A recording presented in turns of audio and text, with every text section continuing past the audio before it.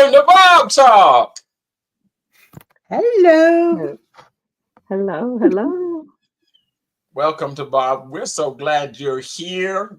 This is a day that the Lord has made. We're rejoicing and we are glad in it. We're glad in it. Yes. Yes. Yes, Sister yes. Katrina is here, but not feeling as well as she would like to. So we're grateful that she's here, though. Yes, I am. I'm here. I'm here. I feel like I'm at the end of whatever they're treating me for pneumonia. But I'm at the end of it. So I'm here with a smile on my face and ready to have this conversation. How are you guys? How are you guys doing? I am doing well. Excited about my new eating habits and really this morning I call it a breakfast salad. And so it was like it started off an omelet, then I scrambled, then I tried to wrap it in lettuce. And so I was like, let me just chop it up. So it ended up being a salad, but it was really, really good. And last night I made a cauliflower steak. Oh, that's And good. it was really good. And I was like, okay, That's because good. me and kitchen and cooking don't go.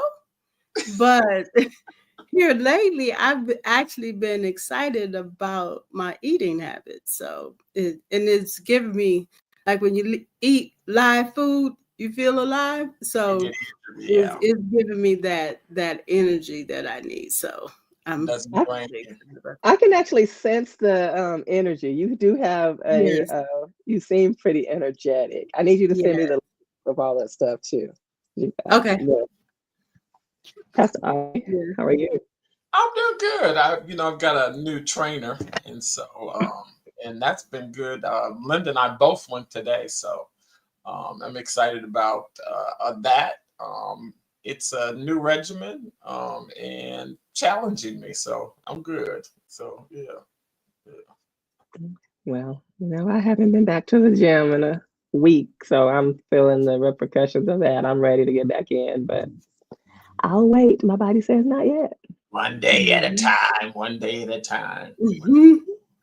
Yes, yes, So yes. so last week we were talking about mental rest, and today we're talking about emotional rest. And emotional rest speaks to basically the ability to express your feelings honestly and without stress, and to Mhm. disengage from emotionally draining situations. So I have a sheet here that I want. I got it from my journal, and it was interesting because it asks you how you feeling, and so going from that, it's funny because I've asked I asked some folks to I sent it to some folks and say how you feeling, and they don't pick any of the words off of here. I was like, and then they talk about feel good. I said good is not one of the options. Mhm. And it's challenging because you really have to take some moments to think about how you are really feeling, which of these, and you have mixed emotions. And so it's like, as I went through it, and in fact, the first time I sat there, I sort of meditated on it for a while. I was like, okay, so how am I feeling? What am I feeling? And so as those of you who are watching, just put in the chat how you're feeling. Just identify which of these words sort of fit where you're feeling. And while you're doing that, I'm gonna ask Pastor Mel and Katrina to identify how they're feeling on there. Okay. For me, just before we came on, I was feeling a little anxious because I wasn't fully prepared to come on. But once everything started, now I am feeling, let me see, is excited on there? I think it is. I think I saw I it. think so. Let's see. Is excited on there? Yes, I see it as third. Mhm. One, two, three, four, five, six. Six on the Okay. first row. Okay. So yes, right now I am feeling excited in my creative mode, and everything is kind of coming together. Our family is getting together and going on this health journey, and so just excited that the more we talk about it, additional family members are like, oh, I want to do that too. So for right now, I'm feeling excited. I would have to say I'm feeling grateful and peaceful, and relieved. Um, because I guess earlier I was feeling a little bit anxious because I called my doctor's office and I was like, let me get in and just get something, see, because I couldn't find my inhalers. Like maybe it's bronchitis or whatever. And then they told me I couldn't come in if unless I tested negative for COVID. So then that made me anxious. But so relieved that that's not the case. I'm also relieved that at this point I am at the end of whatever this is, and I'm treated for it. So all of those, but still and yet grateful. Good, good. Good. I'm feeling eager. And I still feel eager. I think that's the one I really, because I've been making some changes.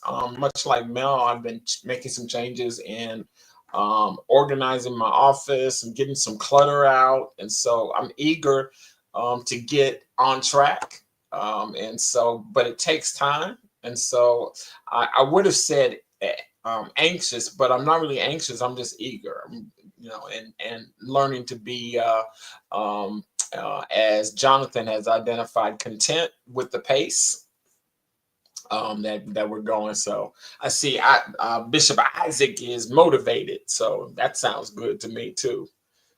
Yeah.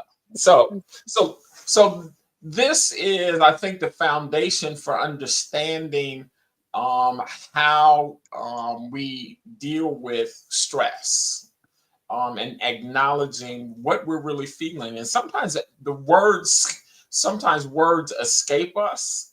And it's like, so how do I describe how I'm feeling? And some of these words are challenging to actually acknowledge, and knowing that in some situations I need to be honest with me. Yes, Mm-hmm. I need to really be honest about what I'm really feeling, and not try to gloss over it or make up for it or try to even people please, right? Trying to make them feel like I'm okay when I'm really not okay. I love what Pastor Dan Stefan always says, and he says, it's okay to not be okay. Mm-hmm. Um, And Go ahead. And also for me, sometimes in the past, I used to say, I understand why they did it, or I understand a certain situation. And it's like, I may understand, but it still bothers me. So I have to be able to be okay to say, yep, I get it. I understand. I understand why this person is doing this, but I'm still angry. I'm still frustrated, or I'm still hurt. And so for me, understanding why doesn't negate how I am truly feeling. And so I have to be able to feel those feelings and just go through the process of the feelings. Yeah. absolutely. I agree with that. I think it's important to be able to acknowledge that, right? Especially when we're dealing with other people, right? Because I think understanding is key to, it's definitely key to our healing process and the healing journey. But when we understand, we don't take offense as much, right? The understanding leads Mhm. to a lack of offense. So I can be understanding, and I can still yet and still be sad. Like for me, I think I've learned to be maybe sad, right? Instead of upset or hurt by what someone else has done. And so now the emotions that I feel more so when when someone when someone's actions don't necessarily align with what I'd like, I feel sad that they haven't received their healing, right? That they're not at the place of healing. So now I'm learning to feel sad for them, but it I still feel, and it transitions. So this is huge. We use One of the things that I give out, Pastor, that's similar to this is an emotion wheel, and Okay. it has like colors. It would be too those words would be too small to put on the screen. Everybody would have to put up their magnifying glass, and I don't even know if that would definitely help. But that might be you can probably Google it too. That's something if you guys are looking for your own words like this, a list with words. Look up the emotions wheel. One of Mhm. the foundation that we're talking about rest, and we're talking about emotional rest. And so the question I think that's there is which of these emotions can, if led or stayed in too long, can wear on you physically, that it starts to affect you in a negative way.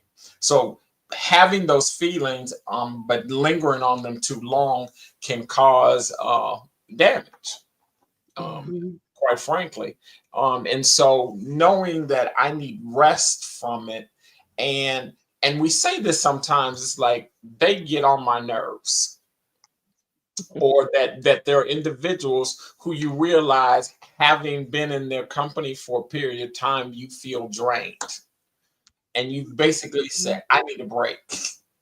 And so being able to set the boundaries, being able to acknowledge that, I need some distance from this situation or this person, because I need emotional recovery.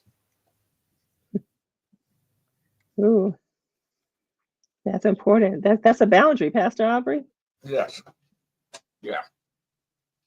And knowing how to do that with, how do I strategically do that in a way, that, because you know how you can get in that, I don't want to offend someone, People but pleasing.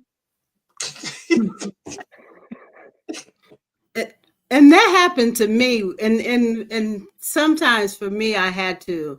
It was a person who they were giving me all of this, telling me stories and stories after stories about what was going on in people's lives, and I'm just not. It's like I don't like to hear a lot of that because it appears like I don't care, but I really do. And when I hear too much, it becomes too much. And so I had to just tell the person, like, look, I can't hear another story. Please just, right now, I just need silence because I'm getting too much information about people's lives. Because you'll tell the story and move on.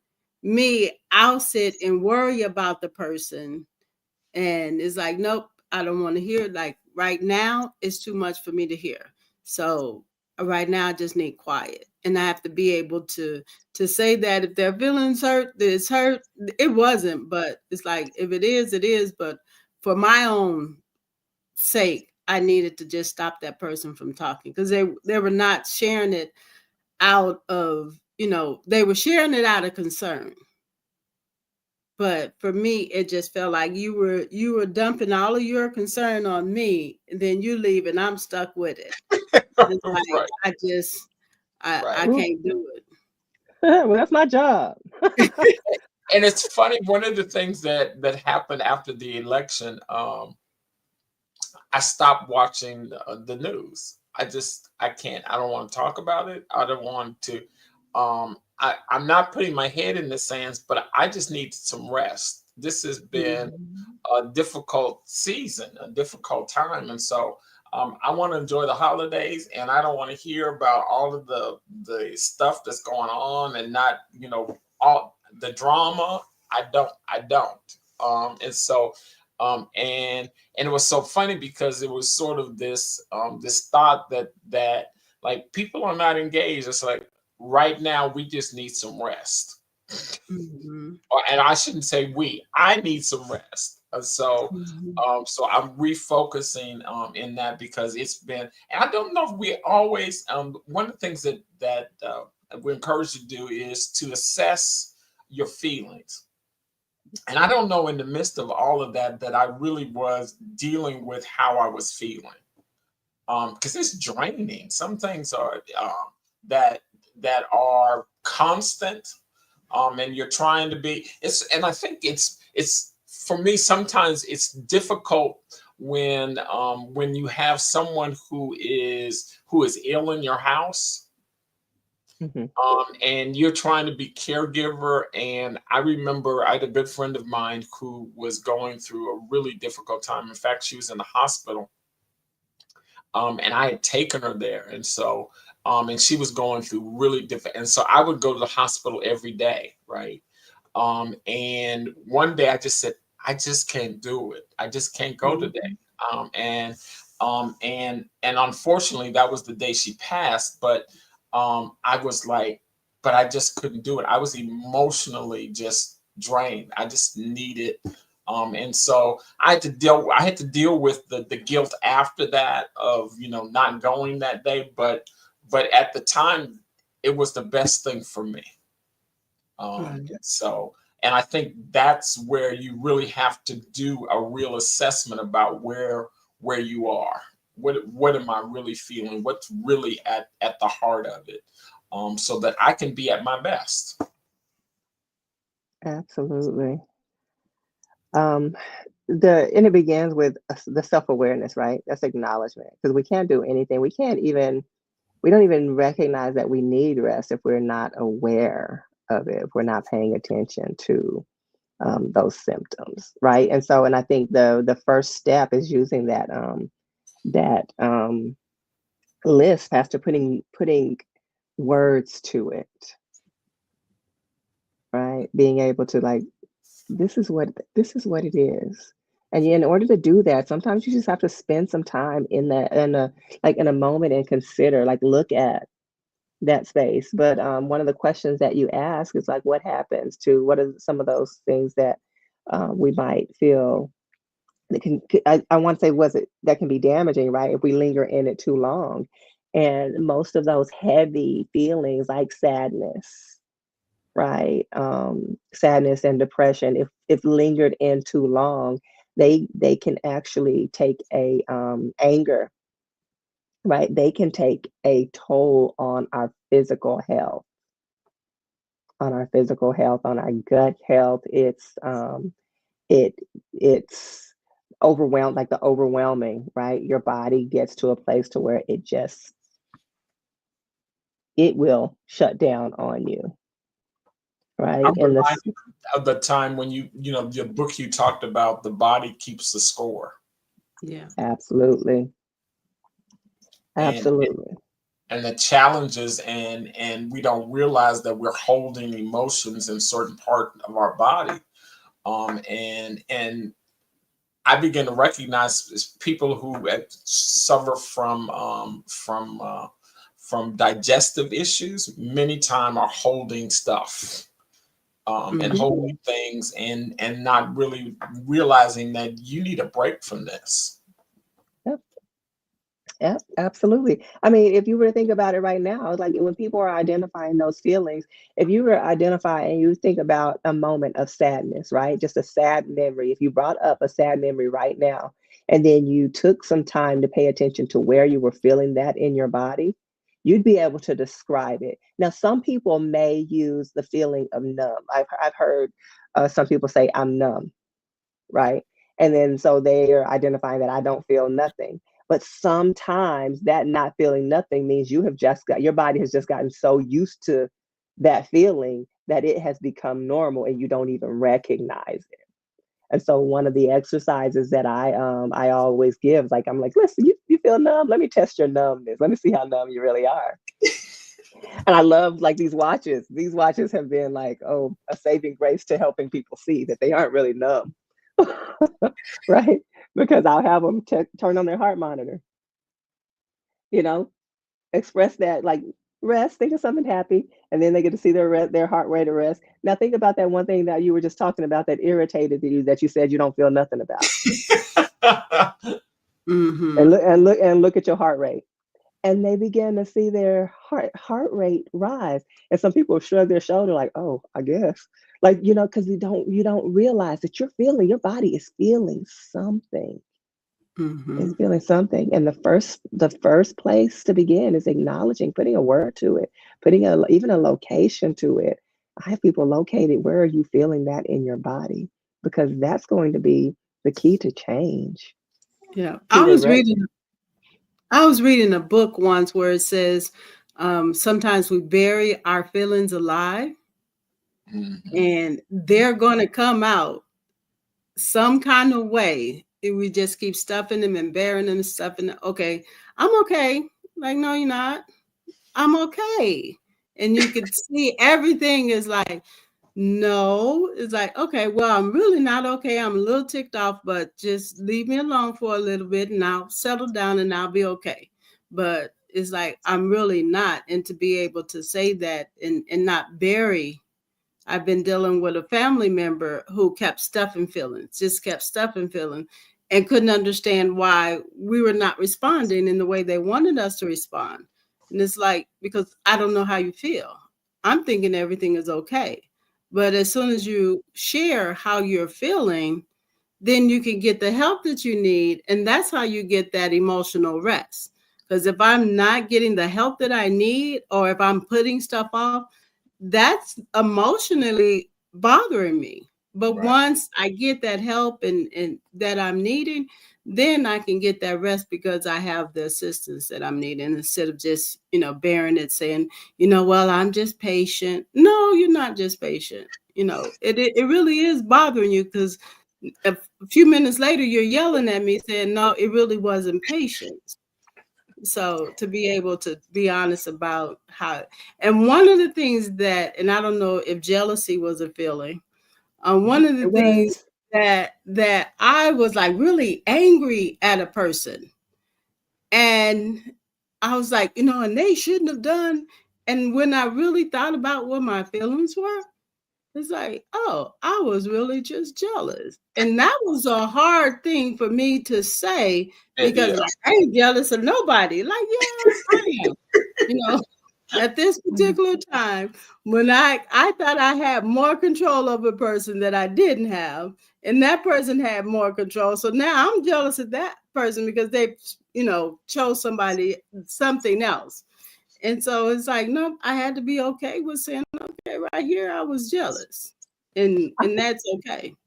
One of the ways that we can deal with emotional rest is first of all having what you just identified, which is healthy communication, being able to articulate it in a way, and knowing that this is how I feel. And sometimes I can be angry, but I don't have to say it in an angry way. I don't have Mhm. to, as I shared on Sunday, it says you can tell the truth in love, speak the truth in love. So I'm gonna lovingly tell you I'm angry. And that is my way of acknowledging it. And so I can tell you lovingly that I'm jealous, right? I'm Mhm. jealous of you. And so, but that's me being honest, and that's healthy communication.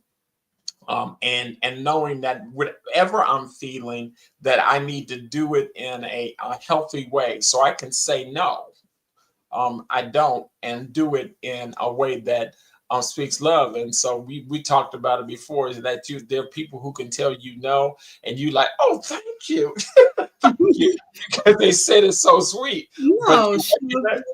right. Exactly. And so that's important that we recognize and embrace that too. And I was and preparing for this, one of the scripture they talked about was when Jesus went to pray just before he was going to the cross, and he took the disciples with him. And it was like he came back and they were asleep. And it was like, well, can't you like be with me for an hour? And in my head, I'm thinking, what did he want them to do? Because it's like what could they have done to where they could have helped him? I don't know. But I'm like, you was over there praying for a long time. You was over there praying for an hour, and I don't know how to help you.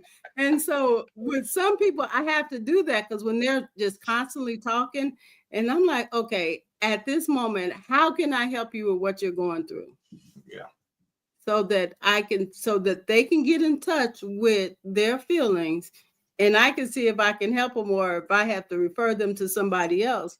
But I just thought it was interesting that the disciples are like, look, I'm tired and I don't know. But Jesus did say in in a loving way, like, you couldn't stay up with me for an hour.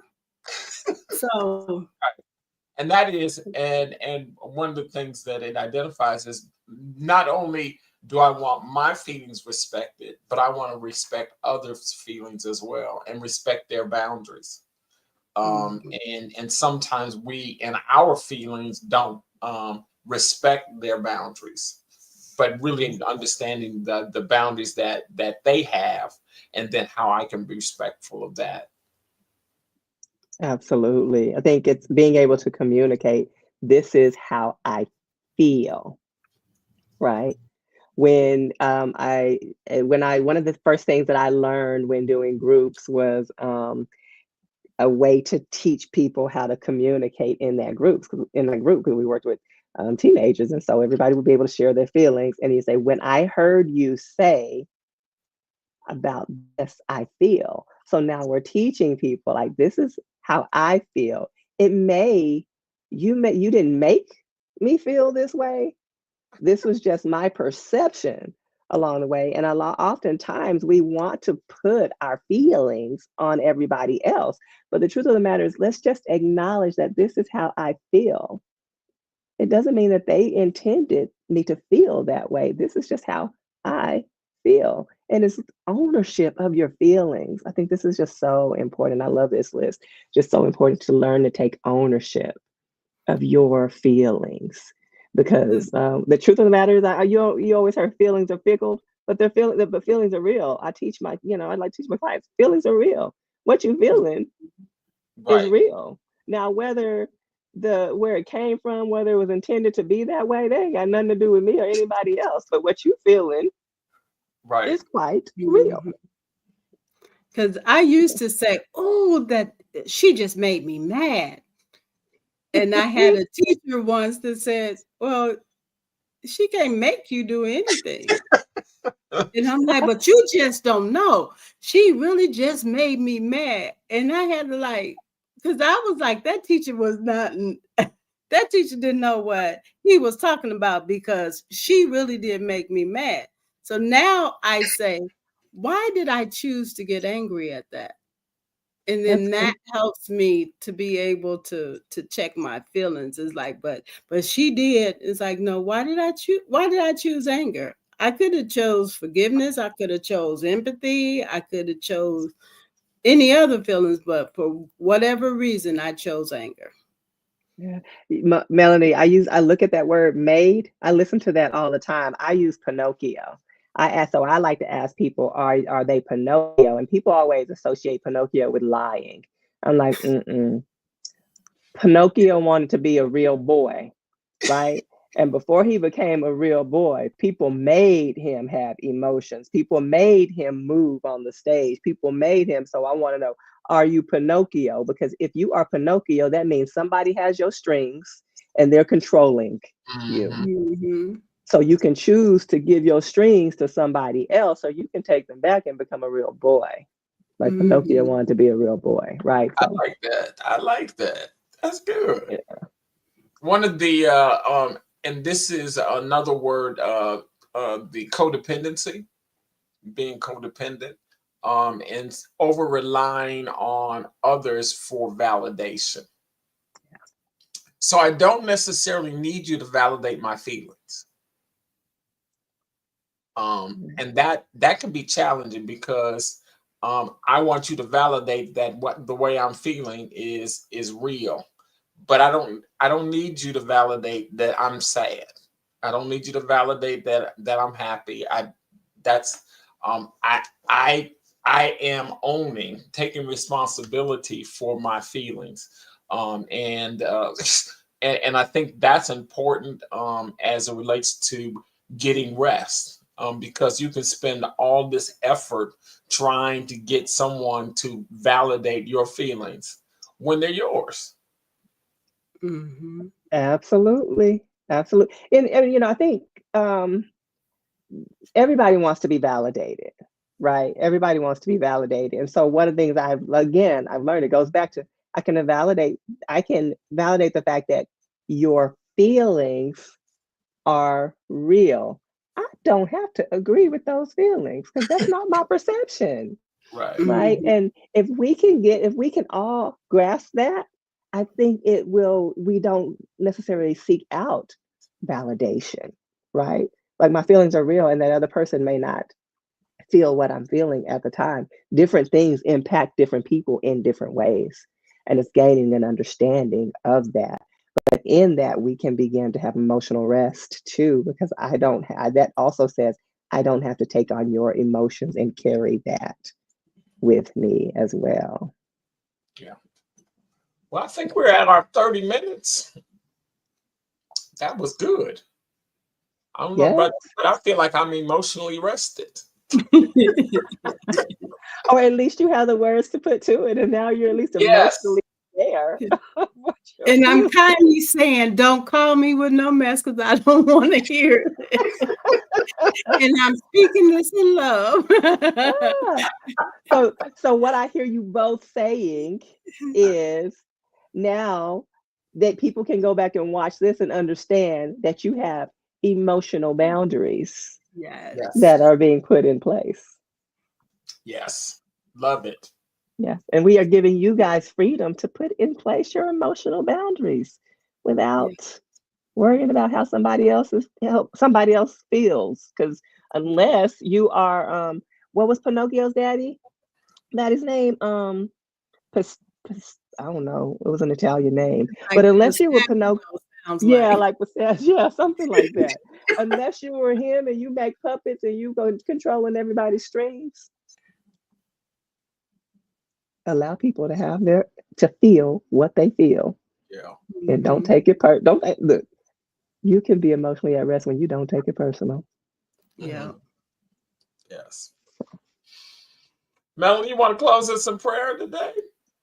Heavenly Father, we come thanking you for today. We thank you for your lessons that you're teaching us to have emotional rest. And when we rely on you, oh God, and we ask that you just help the listeners to be able to have healthy emotional boundaries. In Jesus' name, I thank you and I praise you. Amen. Amen. Amen. And next week is spiritual rest. Spiritual rest. Hallelujah. Oh, Jonathan said it's Geppetto. It's a Geppetto. I think that's how he pronounced okay. it. So. Because it reminds me. He's got Italian in him, so that's probably why he knows it. Well, it's been great, y'all. Go get some rest, and we will see you next week here on Bob Talk. Talk. Bye, And next week everyone. is spiritual rest if I didn't say it. Yeah, I think you We did. heard you. Oh, okay. Bye, Okay. everyone. Bye.